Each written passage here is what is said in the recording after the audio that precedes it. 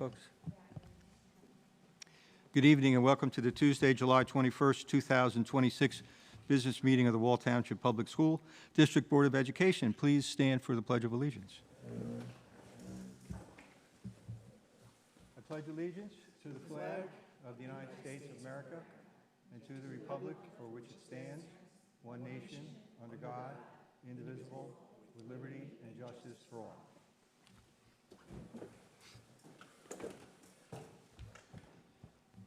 Mr. Smythe, sunshine announcement and roll call, please. Yes, this is the Wall Township Board of Education meeting for which adequate notice under the Open Public Meeting Act was provided by a notice on the Wall Township Public School District's website, by written notice to the clerk's office and all Wall Township Public Schools, and a posting of the notice in the Board Administration Office on March 5th, 2026. Take a roll call. Ms. Adams. Here. Ms. Barbier. Here. Ms. Bibby. Here. Mr. Buffa. Here. Ms. DiGiovanni. Here. Ms. Lawler. Mr. Smith. Here. Mr. Wondrak. Mr. Malleth. Here. At this time, I'm going to ask for a motion to go into executive session for those items indicated on the agenda. I'll make a motion. Mr. Buffa? Second. Ms. DiGiovanni? All in favor? Aye. We anticipate returning to public session at 7 p.m.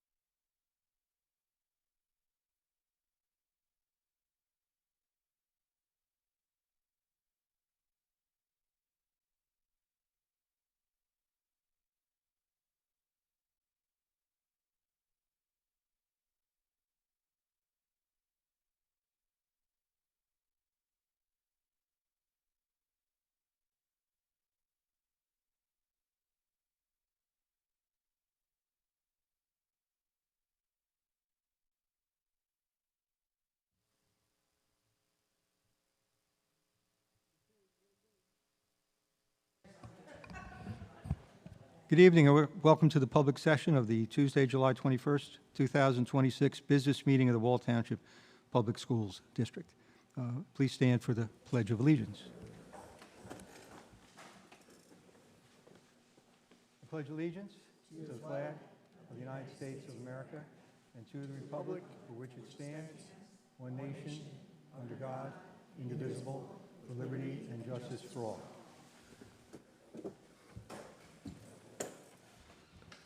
Mr. Smythe, roll call, please. Roll call, Ms. Adams? Here. Ms. Barbier? Here. Ms. Bibby? Here. Mr. Buffa? Here. Ms. DiGiovanni? Here. Ms. Lawler? Mr. Smith? Here. Mr. Wondrak? Mr. Mallett? Here. Thank you, Mr. Smythe. At this time, we're going to open up the floor for our first public comment session. This is on any school-related comments.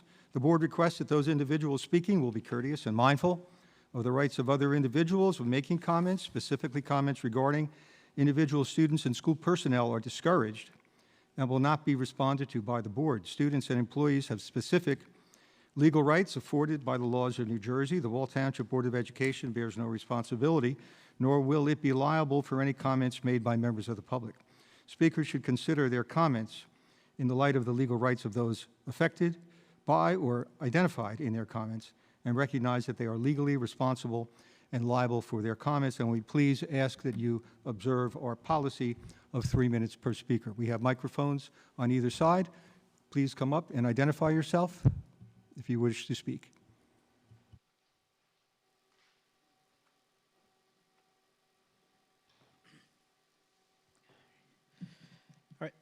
Good evening. My name is John Reno. I'm a proud father of 3 boys who attend Old Mill. First, I'd like to congratulate Dr. Bleakley for his appointment as Superintendent of Wall Township Public Schools. I sincerely wish you the best in your new role. Like many parents, we have high hopes for the future of our district and look forward to working with you to continue making Wall a great place for our children. Tonight, I'd like to share a personal experience that has left me in serious concern, not about any one individual, but about the culture of our district.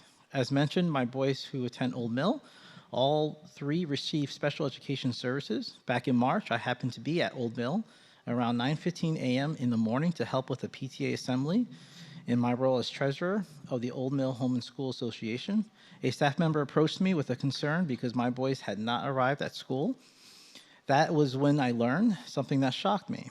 I was told that their small bus had been arriving approximately 15 to 20 minutes late almost every single day for nearly 3 months.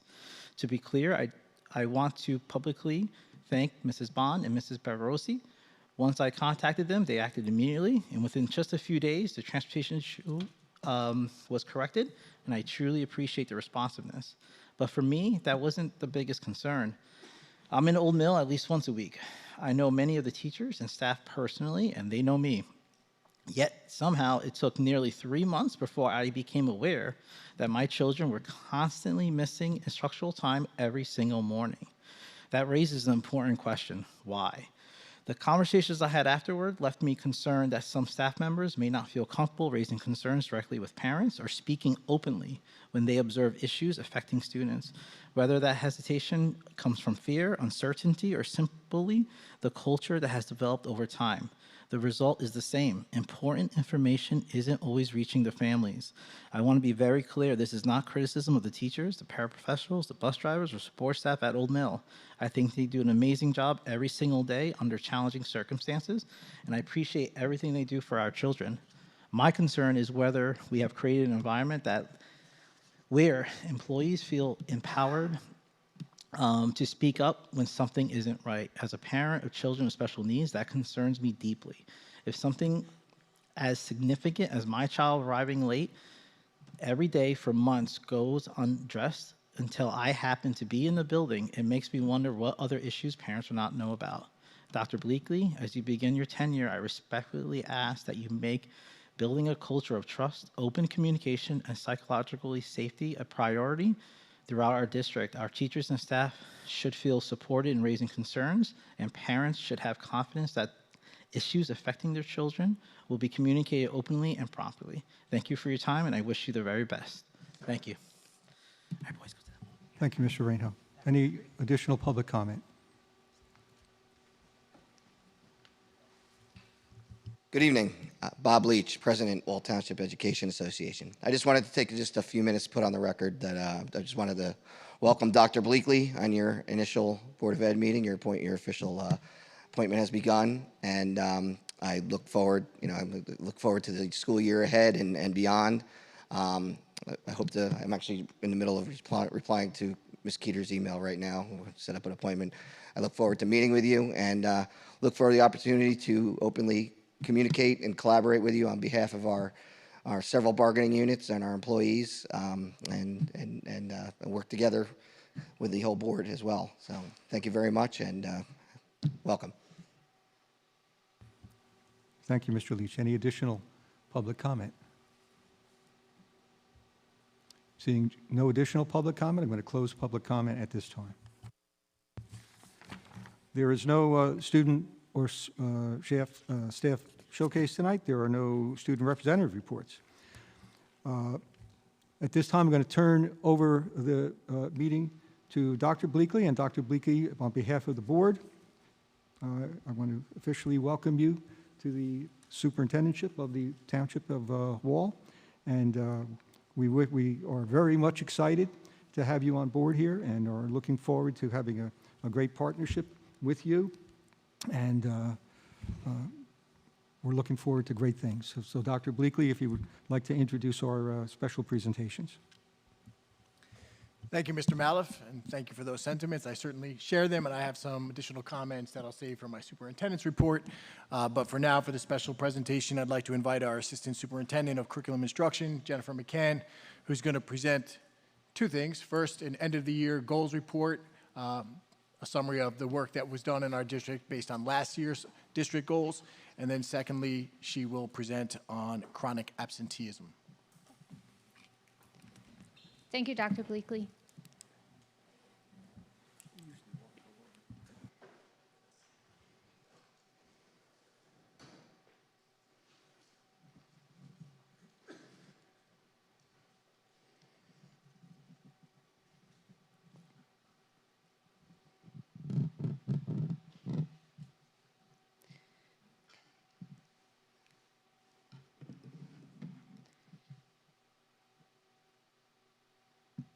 The 2025-2026 school year marked the third and final year of our Vision 2026 strategic plan.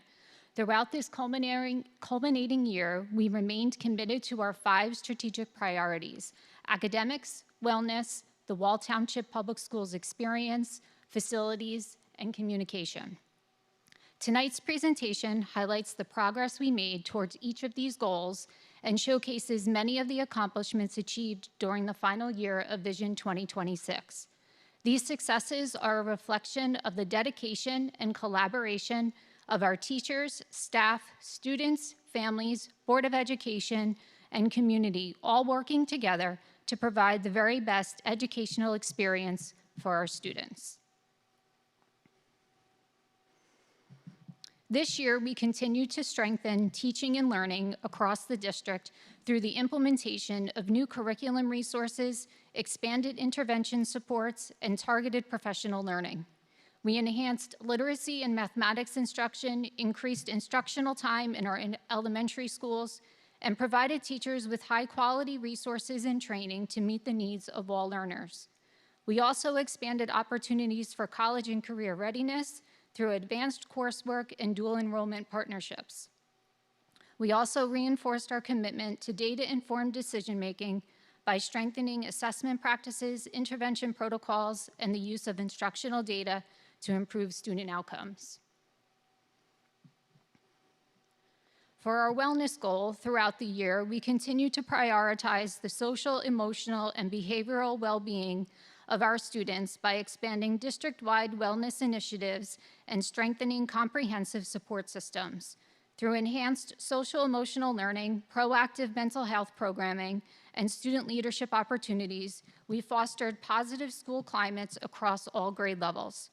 We also strengthened crisis response protocols, increased collaboration among student support teams, expanded family and community partnerships, and enhanced targeted interventions to ensure students receive the academic, behavioral, and emotional support they need to succeed. For the WTPS experience, we've offered opportunities for students, families, and the community to connect, engage, and celebrate the many strengths of our district. Students participated in a wide range of extracurricular, athletic, and inclusive programming, while families were welcomed through meaningful partnerships, transition events, and educational presentations. We also celebrated our community through district-wide events and traditions, expanded opportunities in the arts and computer science, and strengthened partnerships that support student success both in and beyond the classroom. Our fourth goal is centered around facilities. This year, we continue to make significant progress in enhancing our facilities and infrastructure through the successful management of referendum-funded projects and strategic capital improvements. Major construction initiatives improved learning environments, safety, and operational effectiveness across the district. We also maintain strong fiscal responsibility through careful financial planning and investment management while continuing to evaluate long-term enrollment trends, facility needs, and operational efficiencies to support the future growth and sustainability of the district. And last but not least, our communication goal. We continue to strengthen communication and engagement with our families, staff, and community by expanding outreach opportunities and enhancing the ways information is shared across the district.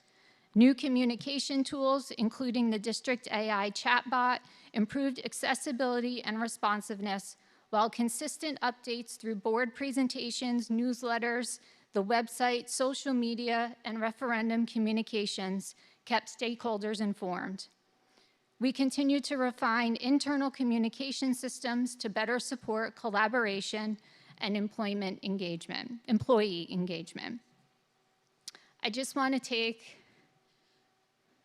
a brief moment to mention, if you would like to, I don't know, Chris, if you can click on that. There is a full document that will be posted on the website that goes into full details to support all of the things that were just mentioned in the presentation, but it is all of the nitty-gritty details of the activities to support each of the goals. At this time, I'd like to thank our teachers, staff, students, parents, and community members for your dedication and support in making Vision 2026 a success. We have much to celebrate, much to be proud of, and an even stronger foundation on which to build. Thank you for your unwavering commitment to our students and for helping make Vision 2026 a reality. Thank you.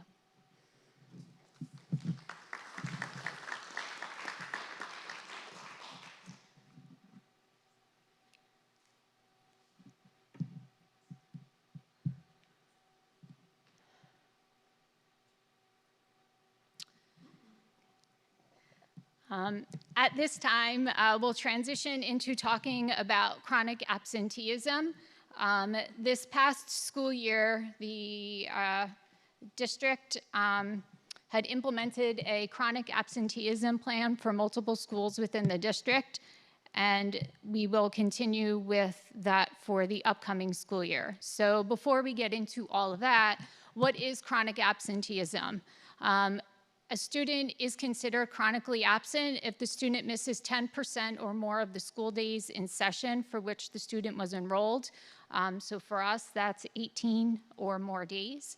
The student absentee rate is determined by the number of days present divided by the number of days present plus the days absent. And school chronic absenteeism rate is the number of the chronically absent students divided by the total number of students enrolled in that particular school. Every year, the state requires us to look at our absenteeism rates in each of our buildings, and if we are considered chronically absent in any of the buildings, we are then required to create an action plan. This current school year, we had 4 schools that were on action plans that they enforced throughout the course of the year, and their plans included problems and barriers to school attendance. They talked about recommendations to address the problems, communication strategies, protocols on informing and engaging parents, and a review of the school policy. They also needed to solicit input from the parents via a survey, which they all conducted in the beginning of the school year. The schools then needed to engage parent organizations in identifying some of the causes and having conversations. And then their corrective action plans were presented at this time last school year at a board meeting. When they're creating their corrective action plans, these are some of the items that they take into consideration in order to make sure that we address the needs in each of the buildings. So for the end of the year, I am proud to announce that a number of our schools are no longer considered chronically absent. This current school year, Allenwood was at 4.4%. Central School reduced their absenteeism rate to 9.6%. Old Mill also reduced their rate, although they were not on a corrective action plan. They implemented all of the same strategies that we incorporated into the schools that were implementing a plan. And they are at 5.9%. West Belmar is at 9.8%. Walt Intermediate reduced their rate to 8.9%. And high school is at 13.2%. And at this time, I'm going to turn the presentation over to Mr. Davis to talk specifically about the high school. Thank you, Ms. McCann. So you can see in front of you the high school numbers, and I want to start, certainly at the high school, we were disheartened to see that our number had increased. But I do want to point out that despite the increase, I don't want to lose sight of the fact that there is a whole lot of work that goes into working with students to try to get them into school, from counselors, case managers, teachers, administrators, support staff, and sometimes those efforts fall short for a variety of different reasons. And the numbers that you see on the screen we're required to report, and each one of those numbers represents a student. Each one of their stories is unique and different, and their reasons for missing school are unique and very different. But what you don't see in those numbers is that many of those students, their attendance did improve by the end of the school year. And so, as Ms. McCann was explaining, the chronically absent student, if you think of 180 school days, if they miss 18 days, they're chronically absent. Once they hit 18, we don't give up on them, right? So we keep calling home, we keep meeting with them, we keep talking to them, and by the end of the year, we see a lot of improvement from those students, whether it starts in the winter or it starts in the spring. But once they hit 18, they're one of our kids that's chronically absent, and we can't go back and change that, even if they don't miss another day of school for the rest of the school year. So, the numbers don't tell the whole story and the whole picture, and I do just want to point that out. And another thing, as you look at this and you think, what jumps out at you, what jumps out at me was the 42% from our seniors. So obviously, we want to work hard with our seniors to make sure they're coming to school. But what that also tells me is that next year, they're not here. And so when you look at the rest of our group, and I looked at the 8th grade numbers, we go from 118 students who are chronically absent to 94. So if we just take 8th, 9th, 10th, and 11th here, we're at 94 students. And if we can improve that by 8 students or more, we get down to under 10%. So if we can go from 94 to 86, and our population stays about the same, then we'll be under that 10%. So I think that's definitely a very attainable goal. And furthermore, when you go a little bit deeper, So 18 or more absences for most students if they had 180 school days is chronically absent. Half of that 94 had 18 to 23 absences. So we just have to get them here 1 to 5 days more, right? It's very doable. And so it's something that we're going to continue to work very hard on, and that's what I'll go over in the next few slides. You know, what's our plan? What are we doing? What have we been doing? And maybe some things that we can do a little bit better. So going into the data, we also looked at some groups. Are there groups that are disproportionately represented in this group of 118 students? And for us at the high school, we saw that we had 41% of those 118 have an IEP, 35% are economically disadvantaged, which is disproportionate with the percentage of our school. So that's something for us to look at, and I'll talk a little bit in our slides as to what we do. But certainly one thing we do is that case managers are involved. So for those students with IEPs, they're aware of this, and it becomes a part of their meetings and their focus when they meet and talk to parents and those students. And as counselors get involved in meeting with these students, and I'll talk about what we do with them, in terms of if students are dealing with economic challenges, are there barriers that are presented there that we can assist with, that we can help get them into school? Those are things that we would take into account as well. Problems and barriers that we have found through our survey, and I think we have to do another survey too. So, oh, we don't. Okay, perfect. So we have found in our survey, number one reason that kids miss school that's reported by parents and that we see all the time is illness.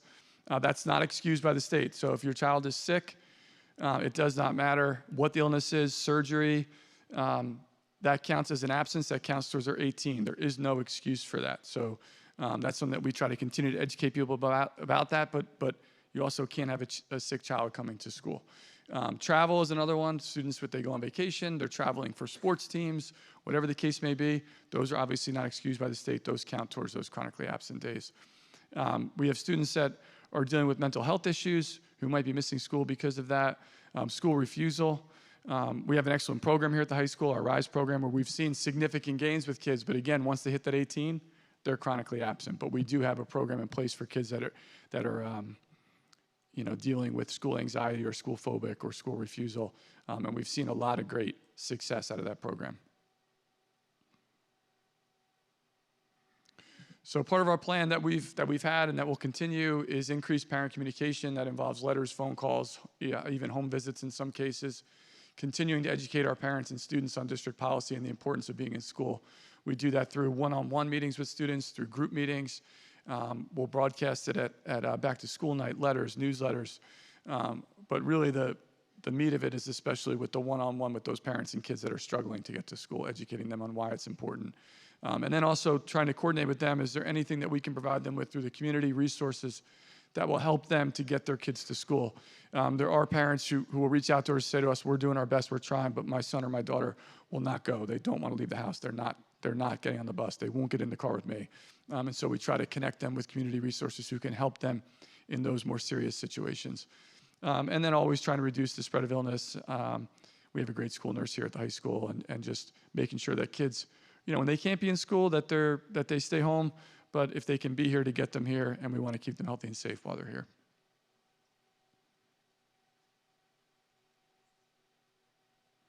So some of our current practices in regards to that communication, every student, so all those 94 students I just mentioned, 8th graders, so rising 9th graders, 10th graders, 11th graders, 12th graders, they will get a letter from me next month letting them know that they were chronically absent last year. This is how many days you missed in school. Here's why it's important, why you need to be in school. Here's who you can reach out to if you need help getting your son or daughter to school. And then in addition to that, we'll have one-on-one meetings with each one of those students. So they will be meeting with either a case manager, counselor, or dean of attendance, or an administrator. Our deans of attendance are teachers, and I'll explain that a little bit on the other slide as to what they do. But they have one-to-one contact with those students who we've already identified have been chronically absent in the past, and we'll continue to try to set goals for them and help them. And obviously, we'll continue to talk about the importance of attendance to school in our newsletters, back to school night presentations. Anytime that I can get parents into a room, we'll try to hit that at the beginning of the year.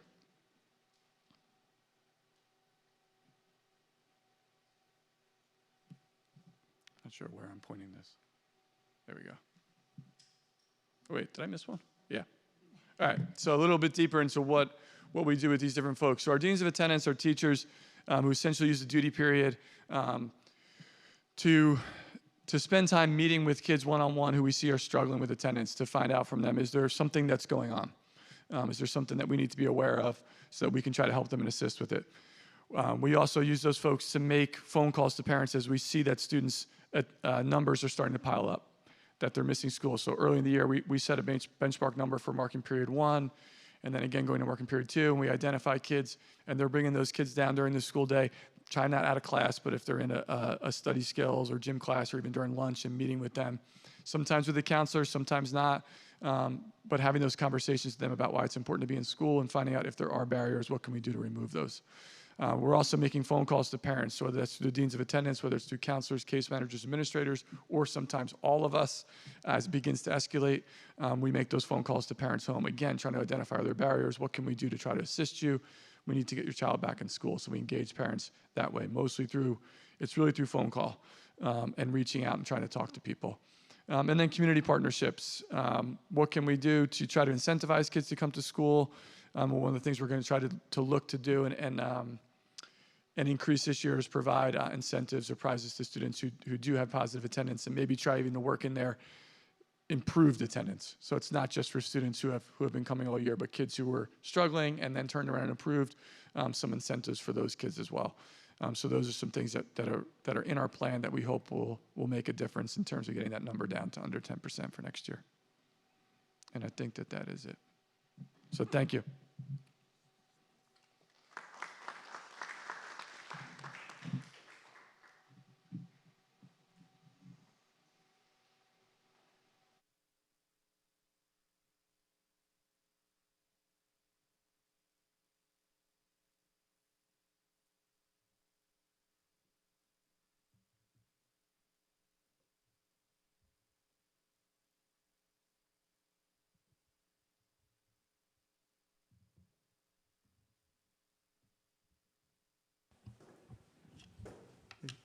Thank you, Mrs. McCann and Mr. Davis, for those presentations.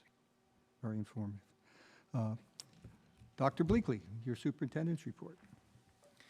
All right, thank you, Mr. Maliff. So the last time I spoke publicly at a board meeting, I was standing over there at that microphone, and it was February, and I had just been appointed, and I made some statements at that point thanking the board for placing their confidence in me.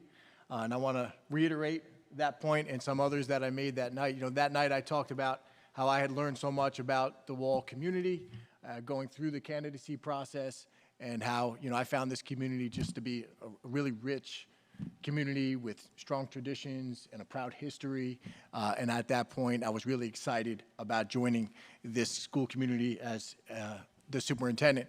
I can tell you that I am certainly grateful that I was appointed back in February, and I had that 4.5 months or so of lead-up time. It's been about 5 months now since I've been appointed, and I can confirm that the last 5 months have 100% validated my thoughts about this community entering this position, and I'm just even more impressed by the school community, but the greater Wall Township community, which I've learned so much about, and I intend to continue to learn much more about in the coming months.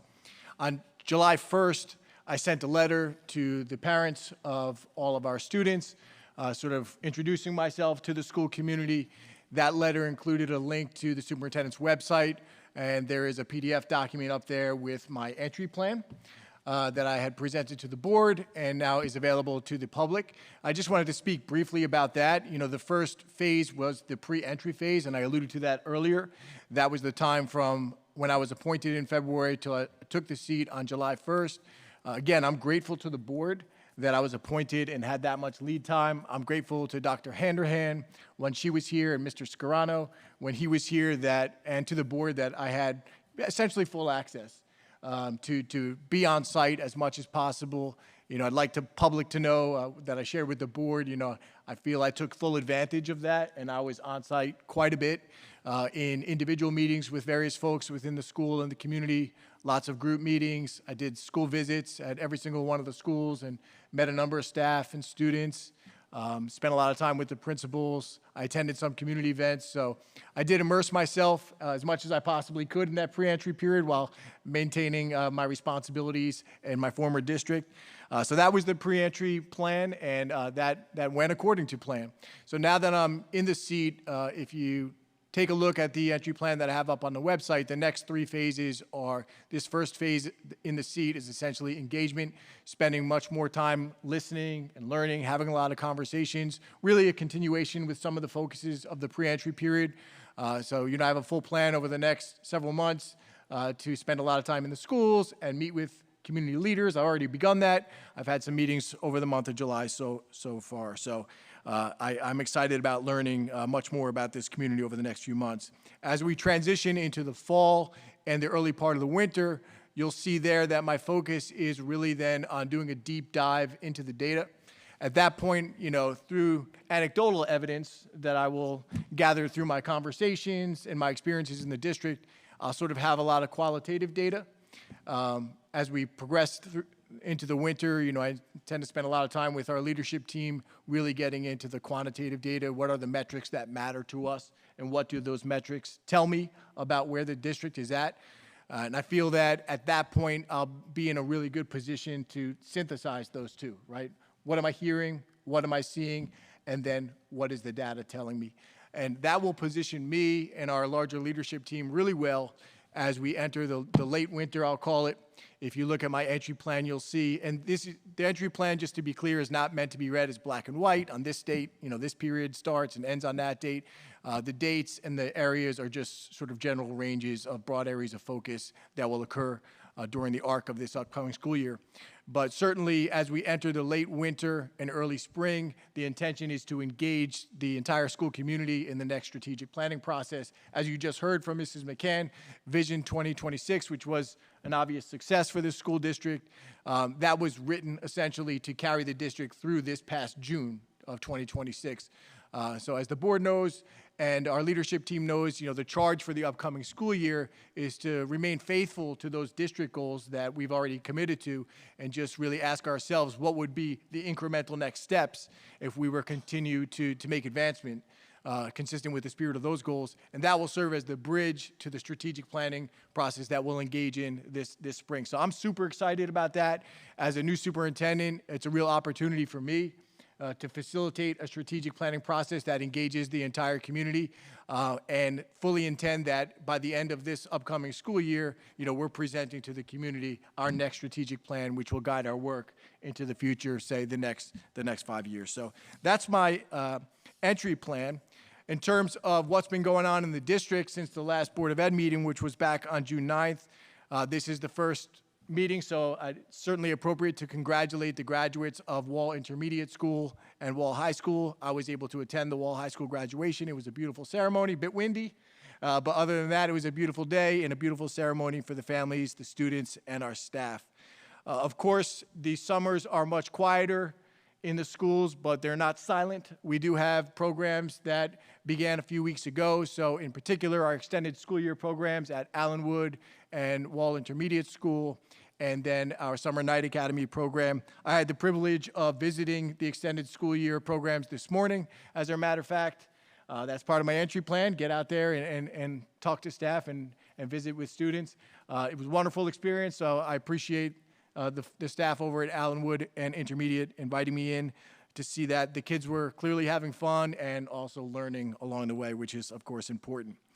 In early July, we held our 3-day leadership retreat. So that's myself and the other administrative members in central office leading the entire group, many of whom are here with us tonight, through a series of activities that compel us to reflect on the previous year and really look forward to, that's the main focus, look forward to not only next school year, but what our real purpose is as professional leaders. I can tell you that, again, my pre-existing sort of sense about the leadership team here was confirmed and validated. I found that to be really stimulating professionally, to the quality of the conversation that the leadership team was engaged in, the ideas that they were generated there was really exciting and really refreshing. So that went super well, and I'm looking forward to the continued work with the district leadership team.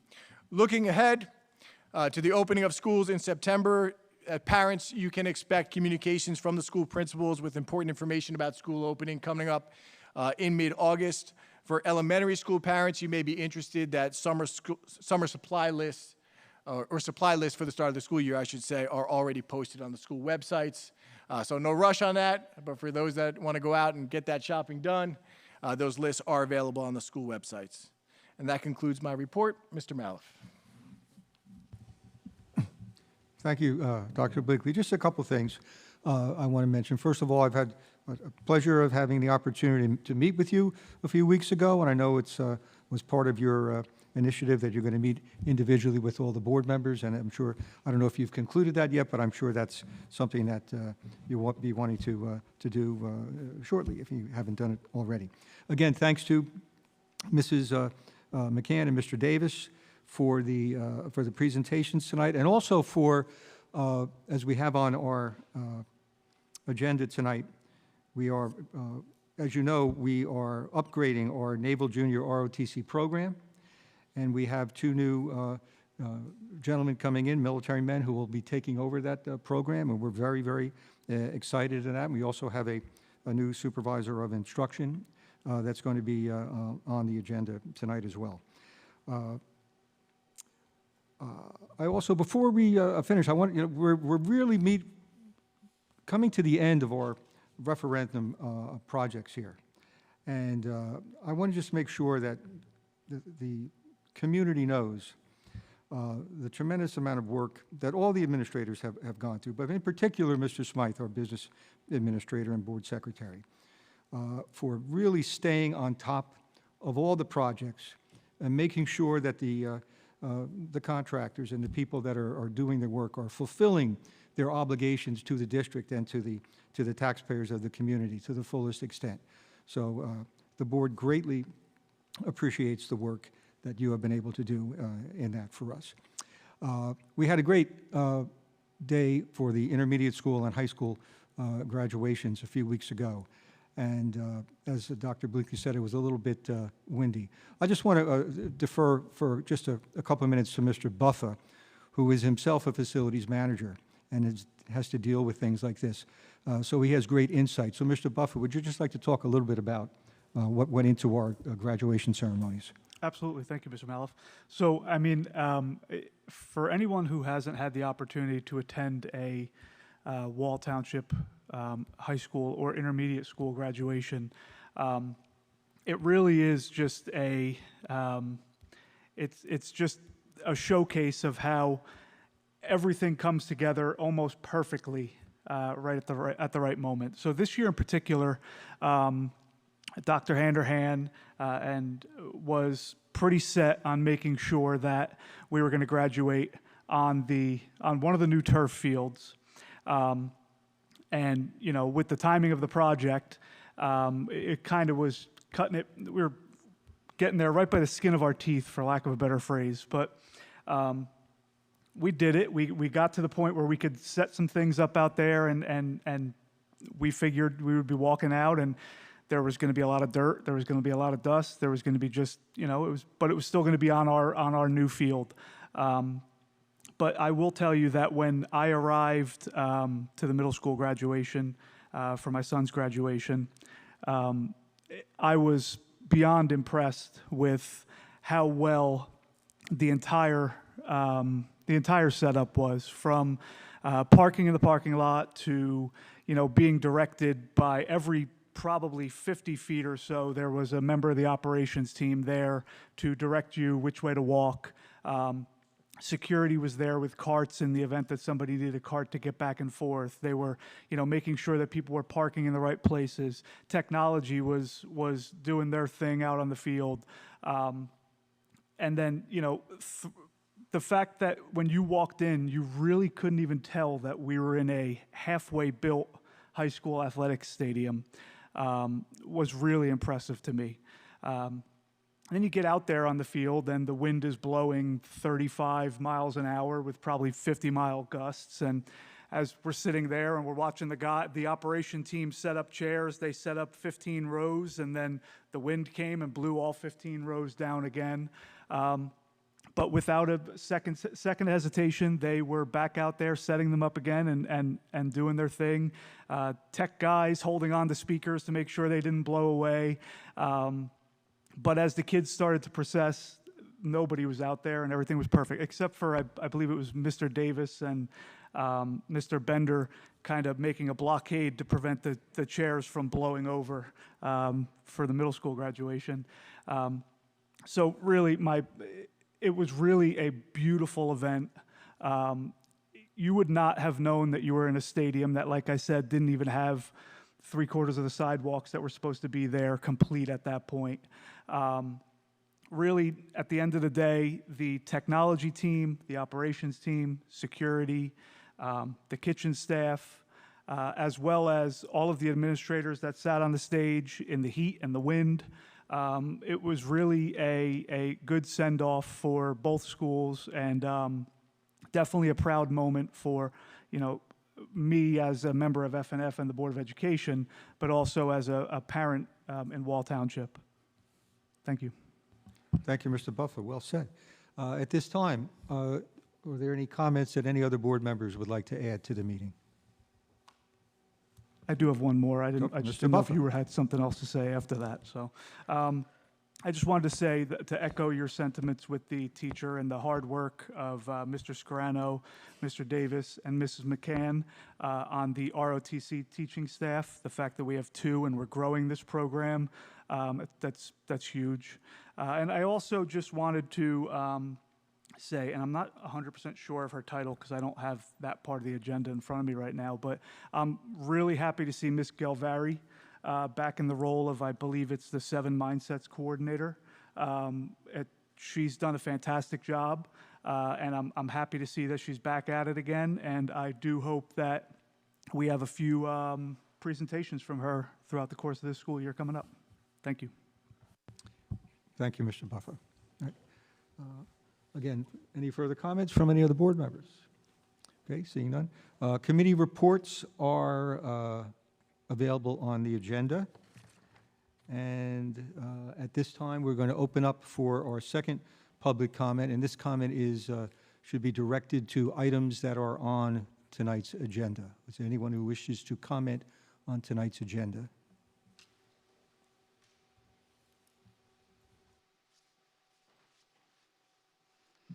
Hi, my name is Colleen McCormick. I have 2 children in the district, one in his final year in elementary, and the other heading into 2nd grade. First, I want to welcome Dr. Bleakley and echo much of Mr. Rainho's previous public comments concerning the change in culture in the Wall Township public school community regarding staff feeling welcome to voice their concerns with upper admin and open, honest, and frequent communication with parents.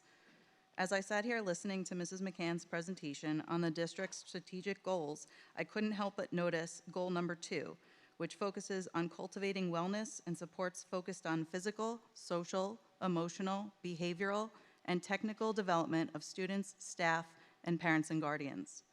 While I feel the district has addressed some of these issues, the very first one listed is physical, which seems to have been neglected. Physical education classes at the elementary level were significantly reduced last year to just 2 days a week. How does reducing time with content-specific certified staff help with this goal?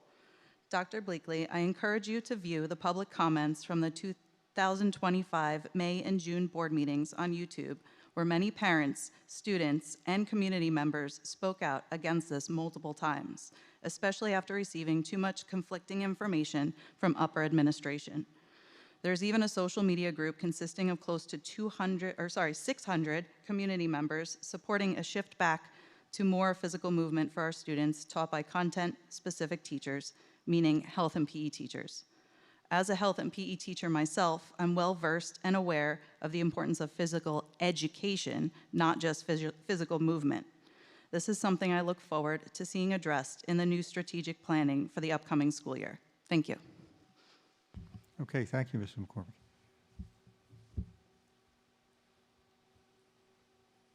Are there any additional public comments? Seeing none, I'm going to close that public comment. At this time, I'm going to ask for a motion to approve tonight's consent agenda. Mr. Buffer? Ms. DiGiovanni? Roll call, Mr. Smythe, please. Could take a roll call. Ms. Adams? Yes. Ms. Barbier? Yes. Ms. Bibby? Yes, with the exception, I abstain from items 16B. Noted. Mr. Buffer? Yes. Ms. DiGiovanni? Yes. Mr. Smith? Yes. Mr. Mallett? Yes. Before we adjourn, before I ask for a motion for adjournment, Dr. Bleakley would just ask to be recognized again for a few moments. Thank you, Mr. Malouf. Yeah, I wanted to take a moment to congratulate now formally and introduce to the board and the community Ms. Stacy Camerano. Stacy, if you would please stand up. Stacy is, yeah.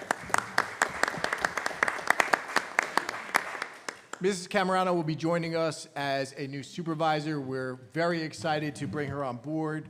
In terms of her background, Ms. Camerano comes to us from the Robbinsville School District, where the last 16 years she's worked as a teacher and instructional coach, and most recently as a supervisor of elementary curriculum and K-12 ESL programming. So that was one of the things that certainly made her application attractive to us, the ESL component. We are super excited about the passion and the practices that she will bring to our ESL programming and our world language programs more broadly. We are also excited about, we view Mrs. Camerano as somebody that has the capacity to be an effective supervisor across all content boundaries. So that's a sort of asset that we're looking to bring on board. So I welcome you as the superintendent. We are very excited to have you join our team. I think you'll find very quickly, as I have learned very quickly, that it's a very supportive group. It's an extremely professional group, very capable people that are passionate about doing great work for kids. So welcome aboard, and I look forward to working with you. Thank you, Mrs. Camerano, and thank you for being here tonight so that you could meet us all. Thank you. At this time, I'm going to ask for a motion for adjournment. I'll make the motion. Ms. Papa, Ms. DiGiovanni, all in favor? Aye. Any opposed? We are adjourned.